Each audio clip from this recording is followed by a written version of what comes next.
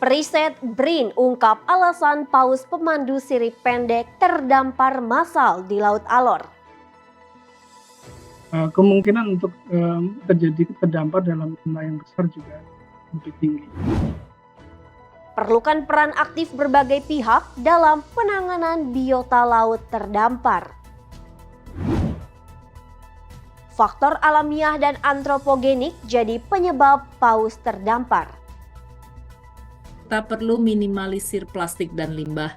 Kita perlu mengadopsi gaya hidup yang lebih sustainable.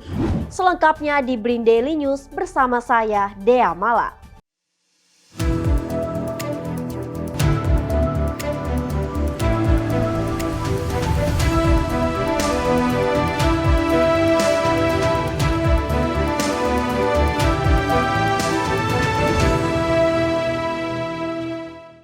Penemuan puluhan bangkai paus pemandu sirip pendek yang mati terdampar di pantai Kecamatan Pureman, Alor, Nusa Tenggara Timur beberapa waktu lalu menjadi perhatian serius. Peristiwa ini bukanlah yang pertama kali terjadi di perairan Indonesia. Berdasarkan data yang telah dikumpulkan oleh Whale Stranding Indonesia dalam kurun waktu 26 tahun atau sejak tahun 1995 sampai 2021 terdapat 568 kejadian cetacean terdampar. Namun pada data ini masih terdapat bias pelaporan karena bersumber dari laporan kejadian terdampar saja, bukan berasal dari observer yang secara reguler menyusuri pantai untuk mencari biota terdampar. Peneliti Pusat Riset Oseanografi Ahmad Sahri menuturkan, banyaknya jumlah paus yang terdampar di perairan Alor beberapa minggu lalu berkaitan dengan tingkah laku paus pemandu sirip pendek yang memiliki ikatan sosial tinggi. Yang saya baca dari beberapa referensi memang behavior atau tingkah laku dari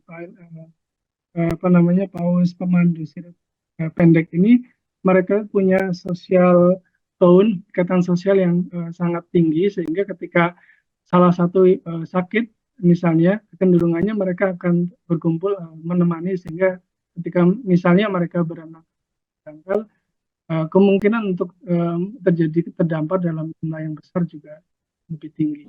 Diperlukan prosedur yang tepat dalam upaya penyelamatan paus atau cetacea lainnya yang terdampar. Hal ini untuk menghindari kerusakan lebih lanjut pada bagian tubuh mamalia tersebut. Langkah awal yang dapat dilakukan dalam upaya penyelamatan pada peristiwa cetacea terdampar adalah memastikan tubuh mamalia tersebut tetap basah dan hindari untuk mengisi air pada bagian blowhole atau lubang pernapasan mamalia laut karena beresiko pada kematian. Peneliti dari College of Science and Engineering James Cook University Australia, Putu Liza Kusuma Mustika menjelaskan, pada kasus cetacea mati terdampar dapat dilakukan nekropsi atau bedah bangkai hewan dan penelitian lebih lanjut untuk mengetahui faktor-faktor penyebab mamalia laut terdampar. Jadi secara kesimpulannya adalah banyak sekali kejadian-kejadian atau aktivitas-aktivitas manusia yang mempengaruhi paus dan lumba-lumba dan akhirnya bisa menyebabkan kejadian terdampar.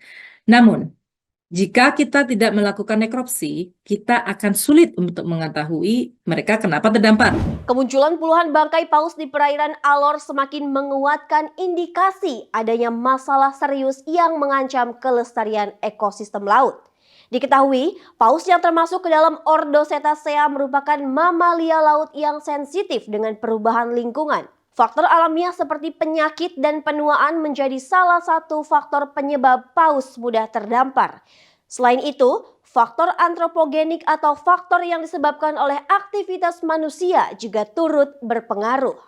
Putu Liza Kusuma Mustika menekankan pentingnya perubahan perilaku masyarakat dalam mengurangi penggunaan plastik dan limbah lainnya yang berbahaya bagi lingkungan. Yang terakhir, kita juga secara pribadi kita perlu minimalisir plastik dan limbah. Kita perlu mengadopsi gaya hidup yang lebih sustainable. Plastik yang ramah lingkungan yang cepat hancur, kalau bisa kita tidak menggunakan sedotan plastik lagi, kita membawa tumbler dan tas belanjaan sendiri, bawa tempat makan sendiri, dan saya nggak tahu di kondisi di Indonesia sekarang seperti apa, tapi plastik-plastik ini sangat berbahaya untuk lingkungan, tidak hanya untuk paus dan lumba-lumba, tapi juga untuk kita semua. Saya Dea Mala mewakili kru yang bertugas pamit undur diri. Riset dan inovasi untuk Indonesia maju, BRIN TV, TV Riset Zaman Now.